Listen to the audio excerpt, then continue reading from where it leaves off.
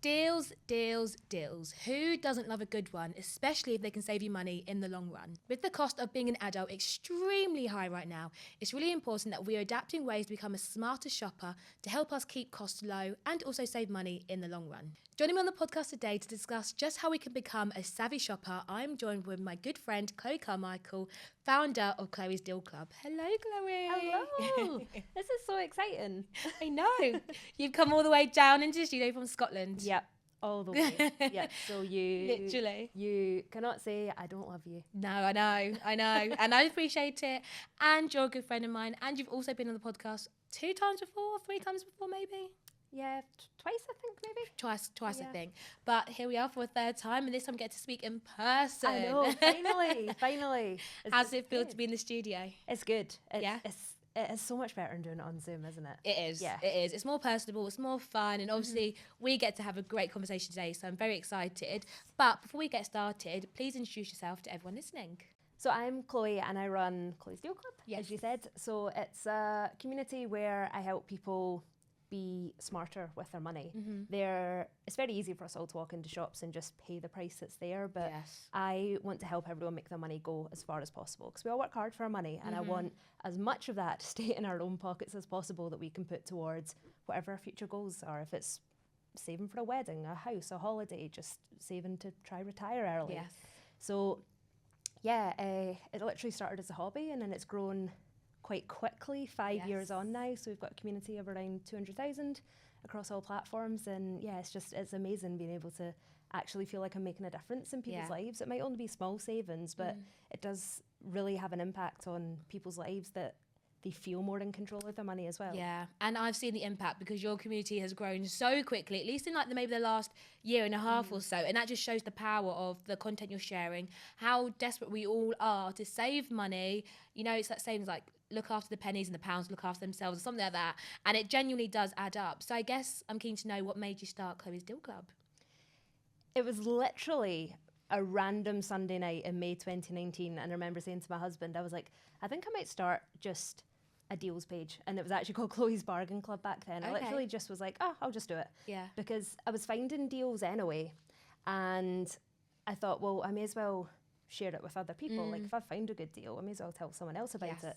So prior to that, my dad had always really liked finding deals, and he would, like when I was a teenager, he would go onto sites or newspapers and like cut out the coupons or print off vouchers, and we go to a restaurant, he'd hand over the voucher and we'd be like, oh my God, why is he doing this? But this was like before it was so normal. Yeah. This was like before we had Groupon and all those sorts of places, and I feel it's just a really normalized thing to do now. So I never kind of really got that until it was between school and uni when I had my first full-time job. I was working in a call centre and I literally went shopping on every single day off.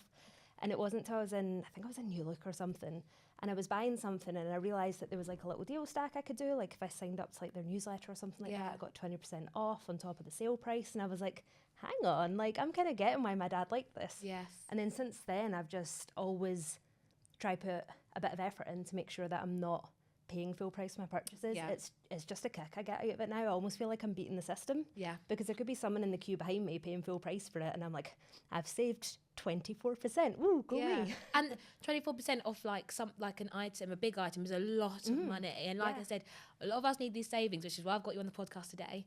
And obviously, like I said, I know you very well. You're a really good friend of mine, but I want our listeners to kind of get to know you a little better. So I've got a couple of quick fire questions for you. So one of my questions for you is, what is the biggest saving you've ever made on a purchase?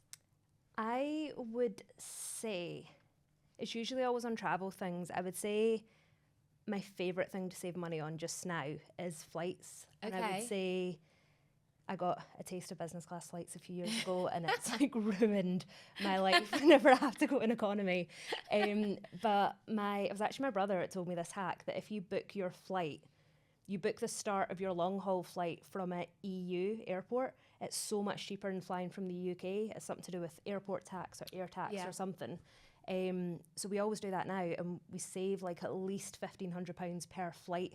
Wow. We book now. So it's obviously you need to factor in the cost of getting from, say, Glasgow to Amsterdam Yeah. to then start that long haul flight from Amsterdam. You probably want to add in a hotel overnight just so you've got a buffer, because my flights are always delayed. Yeah. And yeah, I feel like that's like the best hack just now. When I shared it on social media, everyone went nuts for it, but Really? huge saving you can make on it. However, I know I do a fair few long haul flights. Just a few, Ola. Yeah, just a few. Is the cost saving worth having to fly to another place to add an extra stop off to your long haul? Do you think? Yeah. Like, I mean, if you're saving 1,500 quid. Yeah, and we you don't say need to that. sit crammed in economy, like I don't think there's anyone that enjoys that. Yeah. See, then I feel like you start your holiday earlier, because it's the whole experience of Yeah. like having a bed and like getting like a proper meal, and like it's really cool. But also, we just add on a few days either side to our holiday. Obviously, I'm lucky that I can do that I don't have like a 9 to 5 for someone else Yes. anymore. So I do have a bit more flexibility, and I appreciate it might not work for everyone. But we just treat, like, say if we're going to Amsterdam, it's like a mini city break before and after your holiday. So we just kind of treat it as that. You're kind of then getting like 2 holidays in one. True. Yeah. I wish we had this conversation before I went to Bali. Yeah, you should have. Damn it, next time. But my second question, obviously we do know you love a good bargain, you love a good deal, but if you did ever win the lottery, what would you spend your money on? Good question. So I feel a few years ago, I would have been like what everyone said, being like, I'd buy like 4 mansions and like a Lamborghini and all that. And like, I'd still probably buy the mansion and Lamborghini. But I actually feel like I would still want to do what I'm doing just now. I would just scale it much faster. And I feel like I'd want to put a lot of money into that. And because I just genuinely feel like, I don't know if you follow Simon Squibb. Yes. Yeah, that everything is about finding your purpose in life and like what your dream is. And I genuinely feel like I'm doing that just now. Like, I love that I'm helping people, and I wouldn't want to change that just to go like sit on a beach with a cocktail all day every day. So I think I would probably just kind of grow and expand what I'm doing just now much quicker, because obviously finances and everything just now, it's a lot of money to keep like growing and expanding. So yeah, I think I would probably do that so I can like scale and help more people whilst driving my Lamborghini. Yeah, I like that. And so true. I really like that response, because I'm the same. I love what I do, but I feel like if I was a millionaire, it would just take off this pressure of having to find work all the time, which is obviously the joys of being self-employed. But obviously today we're chatting about how to become a savvier shopper. I'm ready to take notes because I feel like I'm savvy, but I could be savvier. So my first question to you for the podcast today is, how do you come across the deals you find? Because you post deals. For me, when I'm scrolling on Instagram, I feel like you post every day, but that's not necessarily the case. But how do you find the deals you come across? I feel like because I've spent so long looking at deals and actually just in my brain, I feel my brain doesn't hold useful information, but it'll tell me like the price of what that face cream was a year ago. Like, I could say that off the top of my head. So I feel like because I've spent so much time looking at deals and I'm genuinely interested, just when I walk into a shop or I see, I don't know, something pop up on a Instagram story, or when like I'm browsing online, I can just instantly go, hang on, that's a good price. And then I'll do like a bit of digging. So it's mainly that, like my community send me deals as well. Okay. Signing up to newsletters for brands is a really good one, because they always send their best deals out that way. And then also sponsored posts as well. That's, for example, where I find a lot of freebies. It's like sponsored posts that I'm being served, and then I'll share that with my community. So it's kind of like a bit of a mix of everything. No, I love that, because like I said, I feel like you're finding the best deals. There was one where you went to IKEA, which went kind of viral. Fill us in on that. IKEA in my pajamas. Yeah, that was really fun. I actually worked with IKEA on that one, which was such a dream. And they got in touch and said, oh, we've got this pajama day coming up. We'd really love to work with you on it to promote it. Now, I think that came about because a few months ago, there was a freebie in Lush, and I was like, I might go wear my pajamas to go get this freebie, because it was around a sleep day. I was so nervous doing it, and I posted that, and that wasn't a partnership or anything. I just did that off my own back. I'm like, I just feel like it's trying to always push my confidence a little bit with that stuff. So I actually think, I'm not sure, but I think it's probably come off the back of that they're like, she's filmed in her pajamas before. Yeah, let's pick her. But yeah, it was fun. Thankfully, they let me in the store about an hour early to be able to film it. Oh, nice. So you're kind of part of it. Yeah, you're kind of like not amongst the masses in IKEA. That would have been embarrassing. Just chilling in their bed. Yeah. Like, I don't need to buy it, I just want to stay in it now.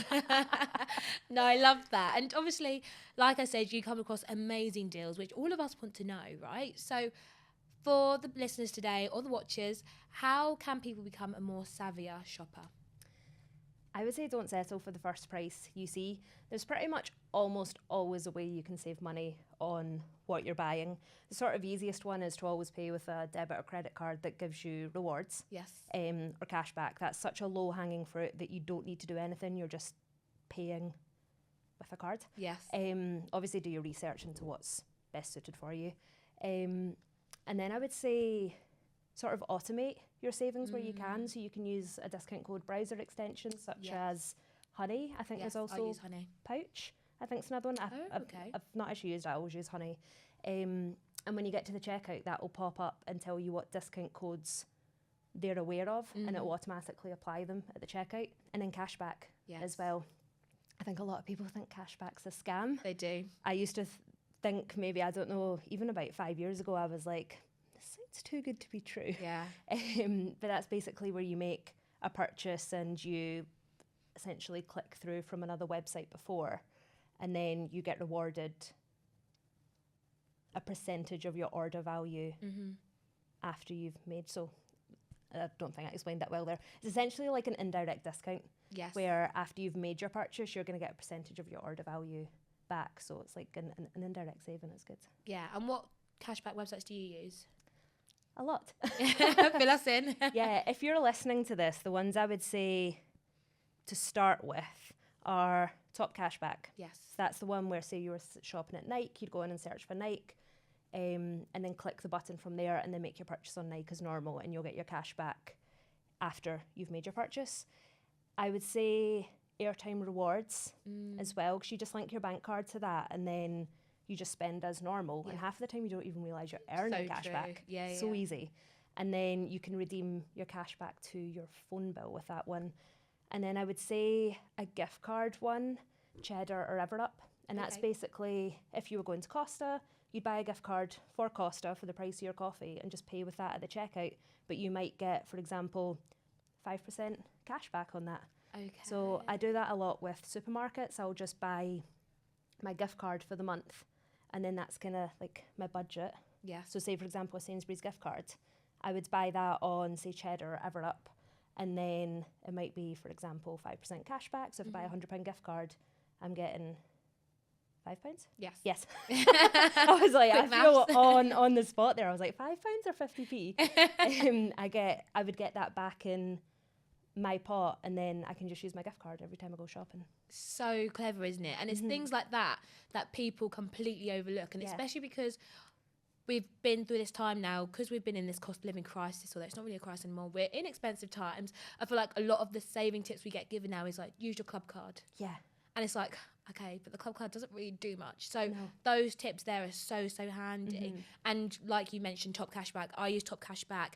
I think I've made, since I've ever had it, I think I've maybe had it for 3 years now, and I've like made £1,000 like using TopCashback. So it's always contributed to my flights. Everyone's always like, how are you always travelling? I'm like, cashback. Yeah. That is a lot of how I fund like my trips and stuff. 'Cause I'm always like, oh, do I have the money? And I'll check my cash back. I'm like, okay, that can be like an extra amount of money that goes to my flights. So like my Bali flights, I had £150 in my top cashback account. So that went towards my flights there. So it's all about just being really clever. Also, another good cashback website is Quidco. Yes. Another one that gets overlooked. And also alongside with that, I think people overlook, because they see like us promoting it and we get like maybe a referral included, people forget that they can also take advantage of that as well. Have you used the referral spread? Yeah. And this is what I say to people as well. Once, say if I share my referral link, you can then sign up with that, then you'll instantly have your own referral link that you can send on to your partner, your parents, siblings, friends, whatever. And then it can actually work out like a decent little moneymaker as well, just for sharing something that's going to help them. You'll both get a bonus for signing up. It's great. Yeah, it's a no-brainer, to be honest. And how much money have you made, would you say, using TopCashback or Quidco? TopCashback, and maybe about 2,000-ish. Yeah, fair. And I think that's roughly probably, I think maybe been using it like a bit longer than you, but I book, whenever I'm booking hotels or flights, there's a hotel chain that I typically always book with, and they're on TopCashback. So it's like a because I'm like booking a lot of sort of nights here or there, that like quickly adds up. And then flights as well, especially long haul flights, they're on there. So that can easily be about £100 in cashback, for example, depending on what the rate is. And then it's kind of like an extra discount on your holiday. Yeah, for sure. And it's so clever. We just, guys, honestly, not even sponsored or anything, although we should be sponsored by these companies. But honestly, they are so, so good. And like I said, very often overlooked. Yeah. Alongside that, obviously, when it comes to being a savvy shopper, when it becomes to even just saving the pennies, making them stretch a little bit further, are there any other apps or tools you would recommend alongside those websites? Yes, one of my favourite apps is called Biscuit Pet Care. So if anyone has a dog, you can actually get paid for walking your own dog. What? Yeah, it's so good. So the app is basically, they're partnered with like a pet insurance. Yeah. And it's basically sort of, if you're walking your dog regularly, it's obviously contributing to your dog being more healthy, and there's like a whole sort of thing there. But basically you start the app whenever you're going for a walk, and then stop it at the end of your walk, and then you get points, and then you can turn those points into gift vouchers. So we use ours for like Nando's or Amazon vouchers, or whatever. And I was like, you're actually finally earning your way, Poppy. Yeah. You contributed to the mortgage. Finally. So yeah, I really love Biscuit. That's probably one of my favourite apps. And then I would say the cashback gift card apps. I find that's the ones that I'm using most just now. Literally every purchase I'm going into a store or online to make, I always check those apps every time to see basically if I can be saving a few percent. Yeah, and it's those apps like Biscuit, for example, are so, so clever because, well, I mean, I don't currently have a pet right now. I want a dog in the future. So I'm going to make a mental note for that one. And then I guess in terms of like maybe like side hustles or anything like that, as well as extra ways of making cash, do you have any other recommendations like survey websites or things like that? So I don't do any surveys. I just feel like they're not worth your time. I used to do them, and you'd get, I don't know, like 5p for a survey, and you would get halfway through and then it would time you out or say you're not eligible. And I just don't think it's a good use of time. It's different maybe if you're on the train or just sitting on the sofa and you don't mind, but I just find I was more frustrated with it than the reward being worth it. I really like market research. Okay, that's a good alternative actually. Companies, I've actually not applied for any in a while, but I've maybe, I don't know, done 3 maybe. And one of them I got paid, it's either like £100 or £150 for. Wow. And that was to talk about camera equipment. But it can literally be anything. I've had one that's about smoothies. What were the other ones about? I just can't remember. But there was like a vast range of what you can apply for. Like they're always looking for different people. So it's basically when companies, say for example, they might be bringing out a new product or they're rebranding or they're just kind of wanting customer feedback on things. They'll say a criteria, if you match it, you can apply, and then they'll pay you for your opinion. You can't say right or wrong in it. It's literally just your opinion. They could be like, do you prefer this shade of green or this shade of green? Okay. And yeah, you can probably, I would say, be making minimum £30 an hour on it. You do have to apply for a lot before you're going to be accepted, because there will be a lot of people applying and it's very strict criteria. But websites I like are user interviews and research opinions. Okay. Those are the two that I use the most. Yeah, I love that. You remind me from my uni days when I'm so poor back in the day. I used to do a lot of online surveys. Like you mentioned, it is like a kind of like time versus reward type thing. But obviously as a uni student, you have a lot of time in your hands. So I used to spend... make a decent amount of money doing them. And then obviously market research, again, I haven't really done that for a long time, but I know a lot of people do make a lot of money on that. So it's definitely worthwhile checking out, guys, if you haven't already. And now, obviously, I hate the C word, but Christmas is coming soon, right? Sure I feel like we've had no summer this year. I've been ready for Christmas since like August. Yeah, honestly. Although I love Christmas, don't get me wrong, but I hate wishing it too soon because I hate the weather. I'm not a winter girl, which is why I'm always on holiday, right? Yeah. So with that being said, though, obviously with Christmas rapidly approaching, do you have any money-saving tips or hacks for the lead up to people maybe like planning their Christmas shopping? Yeah, I would say start what is known as a sinking fund, which is essentially a pot of money that you're contributing into little and often. Yes. Obviously, we're quite far into the year this year, but even if you take this for next year, start in January. Like a lot of bank accounts, for example, Starling, Monzo, they have the pots feature within there. Yeah. So you can categorise your money. So you can just make one called Christmas, and even if you're putting, I don't know, like 10 or £20 a month in there, and maybe if you have a bit extra each month, you can add in more. Straight away, if you just did £20 a month, that's £240 you're going to have come around by Christmas, and that can take a lot of pressure off for the food shop or gifts or whatever. I would also say don't get sucked in. It's very easy, just obviously brands really want you to buy. Yes. And it's very easy to sort of be trying to keep up with everyone else, but just be totally realistic about what your own budget is. Anything you do buy, make sure that you are saving money on it, whether it's cashback, discount codes, even if you're getting like reward points or something, just make sure you're saving money on your purchases somehow. And then also look at different things. Like I think Asda has a Christmas saver pot on their app. Oh, okay. And then they do, I saw something the other day and it was like if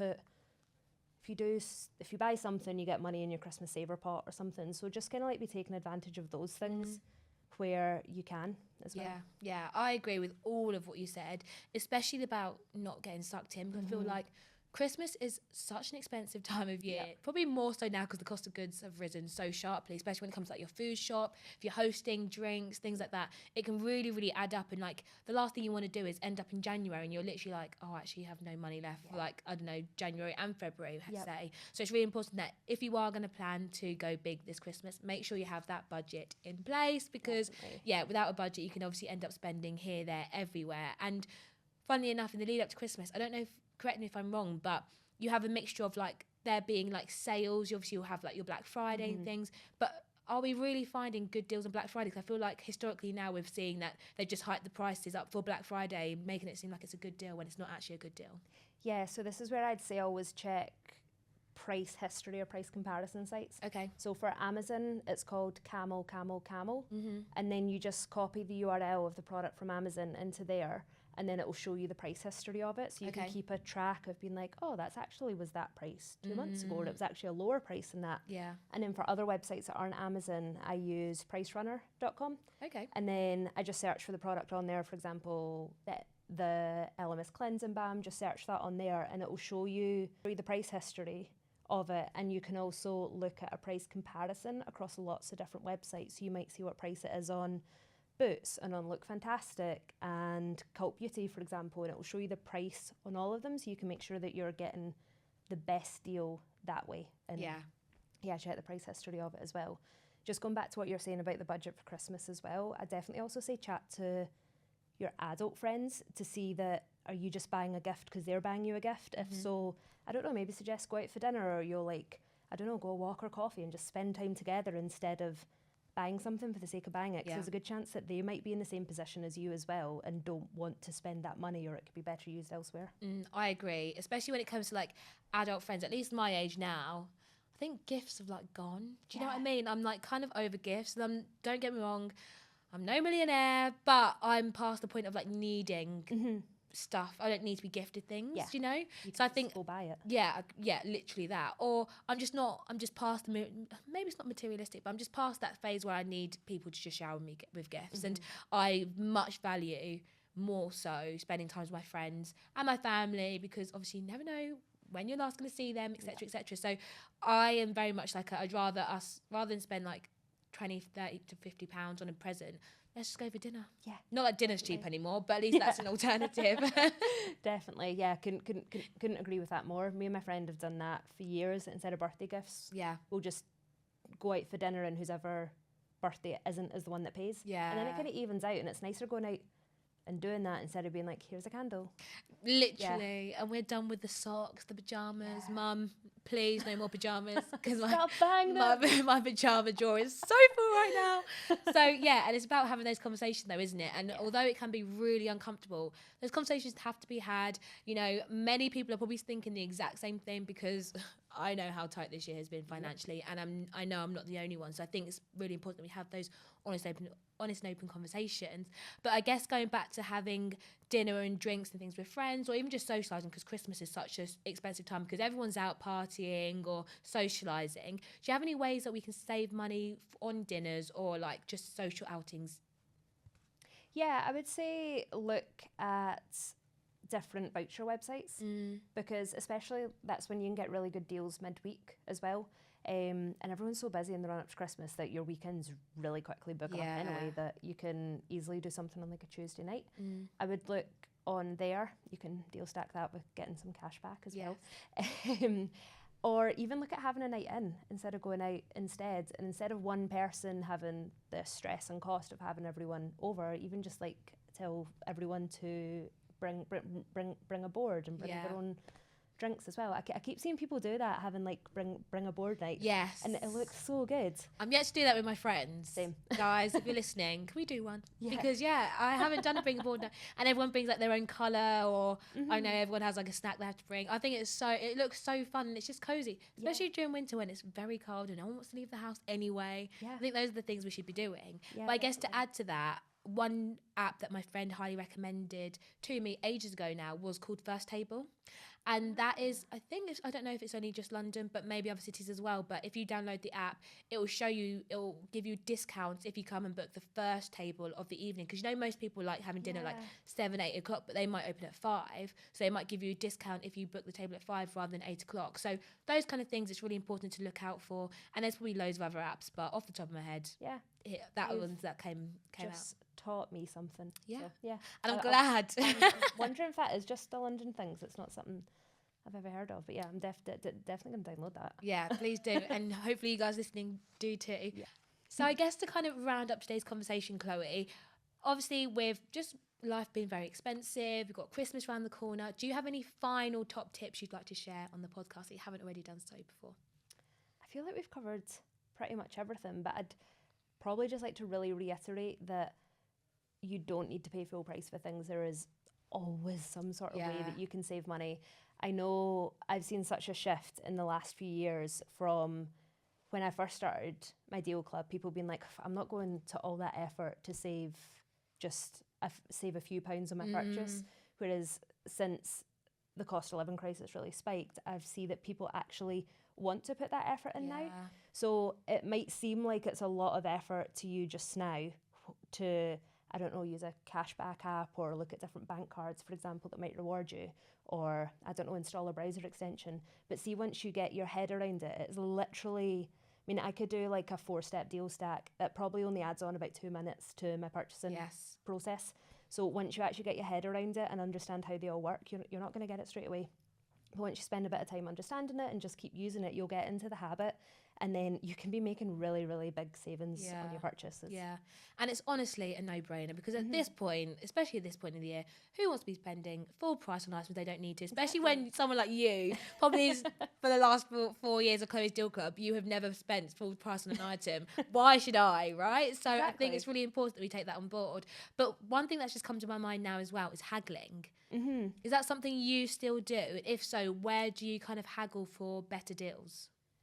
So I feel like you used to be able to do it on insurances, but that's not so much of a thing now. It's more just like kind of going to a price comparison site. There's a thing that was brought in where like the discounts are a bit more of like a level playing field. It's probably pretty much only my Sky contract that I feel like you can have a bit of back and forth on it and be like, okay, can you put me through to the cancellations team? And then you are like so sassy for like a few minutes, and then you're like, okay, thanks, that's fine. That's a deal I'll take. I will stay a customer.